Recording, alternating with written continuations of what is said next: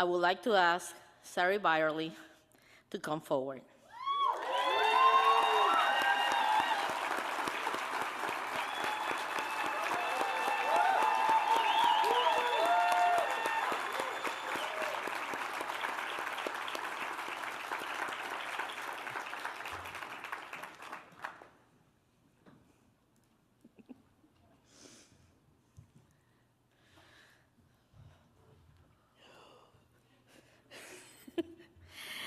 Sari Byerly is a leader whose career proves what happens when strategy and heart move in lockstep. Sari is a first-generation college graduate who remembers the uncertainty of being the first to try. That lived experience is not a footnote, it's her compass. She designs systems anticipating barriers before students even hit them, meeting leaders with empathy and high expectations so that they can see possibility and believe they belong. Today, as Assistant Vice President for Student Pathways at Idaho State University, Sari oversees the full ecosystem that moves students from entry to credential, exploratory advising, new student orientation, career services, and the Starship Early Alert Network. Each piece is strong on its own. Together, under her leadership, they act as a proactive safety net, reaching out before a stumble becomes a stop out, pairing individualized advising with internships, career coaching, and the confidence that comes from feeling seen. That is how belonging translates into persistence, and persistence into completion. Before her role at Idaho State, Sari turned vision into durable infrastructure at Idaho State University, growing federally funded initiatives from 3 to 10, and securing more than $30 million, $13 million in external resources. That expansion wasn't about adding programs for the sake of numbers. It was strategic capacity building across a 250-mile region, so more first-gen and low-income students could access tutoring, advising, and college-going pathways where they live. It's the hallmark of her leadership. Identify gaps, build what is missing, and sustain it. Those who work with her know Sari as relentless as she is kind. She blends data with human-centered design. Dashboards, predictive analytics, and intrusive advising, giving frontline staff practical tools they can use immediately. She also brings a panoramic view to our field through service on regional and national boards, carrying back what works so our community can strengthen practice and advocacy. When Sari speaks, she speaks with the wisdom and perspective of the Trio Nation. Her impact is personal too. One of my favorite stories, Sari's example inspired her own mother to return to school and earn a nursing degree. That's the ripple effect she strives for. Lift one student, and you lift the family, a community, a generation. Sari displayed extraordinary leadership as she served as COE board chair during the COVID pandemic. In her role as chair, I watched her believe in people before they believe in themselves. In fact, it was Sari who first nudged me to run for this role. She saw something in me that I had not seen. And that's who she is, a builder of systems, but also a builder of people. To the next generation of Trio professionals, Sari offers a roadmap. Grow with intention, fund with sustainability, integrate services so students never fall through the cracks, and remember that behind every data point is a life waiting to change. That is how our mission not only continues, it thrives. So please join me in celebrating a visionary leader, a scholar-practitioner, and a relentless advocate for student success. Sari, I am proud to present you with this 2025 Walter O. Mason Award.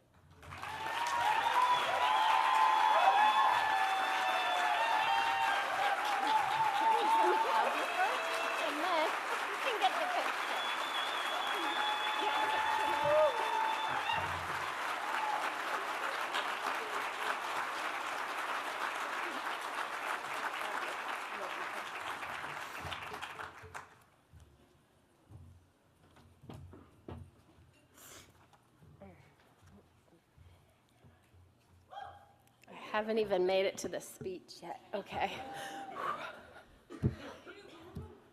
Thank you, Mara. It's truly an honor to receive this award under your leadership. It means a lot to me. Trio Nation, it's been a hard year. A hard, hard-fought year. I accept this award on behalf of every one of you who continues to stand for first-generation communities, limited income families, veterans, individuals with disabilities, and those underrepresented in doctoral programs. This recognition is not mine alone. It belongs to all of us. Those that are here in this room and those that are at home fighting and doing services. Together we show up not with empty words, but with action.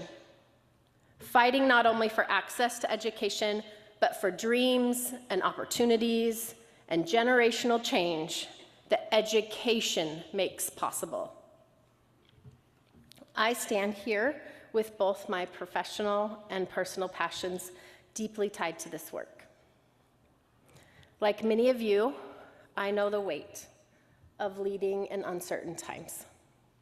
The pressure, the pain, and the responsibility. And I've learned you don't always get to choose when you lead. It feels like almost a twist of fate that I stand before you today in Chicago. The last time our national conference was here, I stood on this very stage being sworn in as board chair-elect, alongside my bestie who was coming in as board chair, Kyle. That role was very daunting to me. I didn't feel ready, and the idea of public speaking on a national stage terrified me.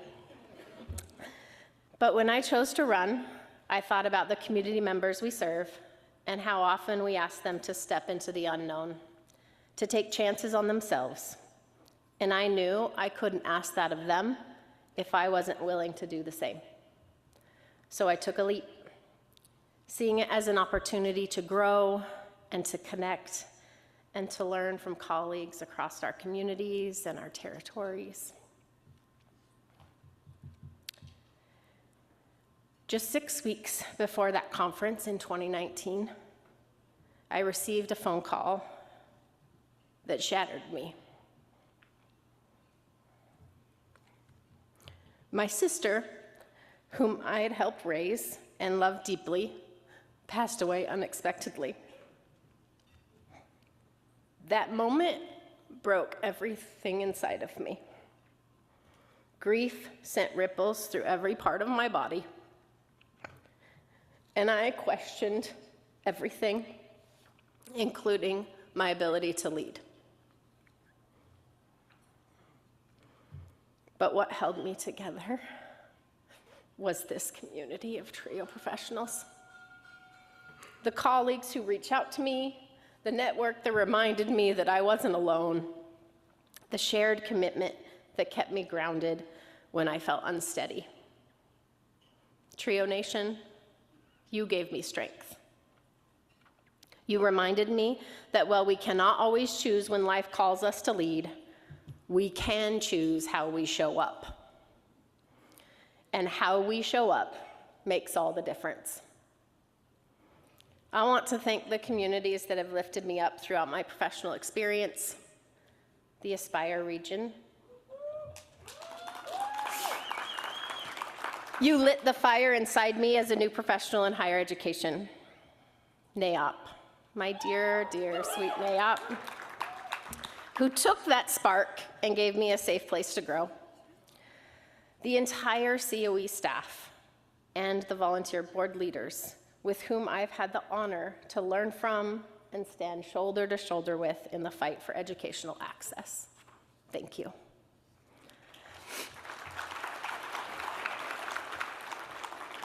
I'm grateful for my mentors and the people who have shaped my path. My first mentor in life was my mom, who had me as a teenager and always reminded me it was me and her against the world. She saw potential in me long before I saw it in myself.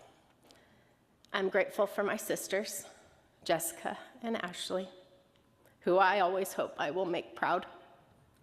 I'm grateful for my first boss in higher education, Kathy Felker, who took a chance on me and opened the door to this wonderful profession. I'm grateful to my colleagues at Boise State University and Idaho State University, who helped me find my voice and encouraged me to grow into my leadership, even when I stumbled along the way. And I'm grateful for my new community at Weber State University, who have recently welcomed me with open arms. Thank you, Joel, for being my partner and for giving me a soft place to land when I need to rest and gather strength.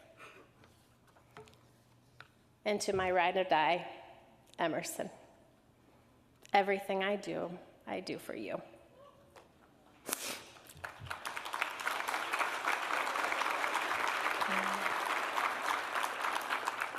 My hope is to leave you a legacy of compassion and empathy and to help create a world where our communities can always see the rainbow after the storm. This award carries Walter O. Mason's name, and with it the reminder that our fight is never finished. So let's keep showing up. Let's keep leading with courage and conviction, because together we can change lives. Thank you.